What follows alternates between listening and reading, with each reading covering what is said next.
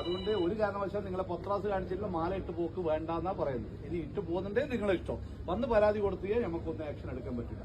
ഈ നിങ്ങൾക്ക് യാത്രയിൽ ഉപകരിക്കാനുള്ള പല കാര്യങ്ങളും റെയിൽവേ ചെയ്തിട്ടുണ്ട്.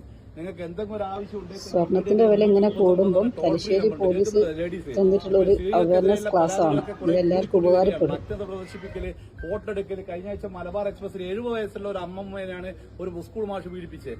ഇവിടെ വെച്ച് തലശ്ശേരി കണ്ടുവന്ന ഒരു ലേഡി പുറത്തെടുത്തിട്ട് അതിനെ അടിക്കുമ്പോഴാണ് നമ്മൾ പിടിച്ചിരിക്കുന്നത്. അപ്പോ അതുകൊണ്ട് പ്രത്യേകം പറയുന്നത്, ഇങ്ങനെ എന്തെങ്കിലും ഒരു സംഭവം ഉണ്ടെങ്കിൽ നിങ്ങൾ വിളിക്കേണ്ട നമ്പറാണ്. ലേഡീസ് പ്രത്യേകം ശ്രദ്ധിക്കുക. ആർക്കെങ്കിലും ഈ കൂടിയിരുന്നോട്ടർക്ക് അറിയാം, നമ്പർ അറിയാവാ, ടോൾ ഫ്രീ നമ്പർ ആർക്കും അറിയാവാ.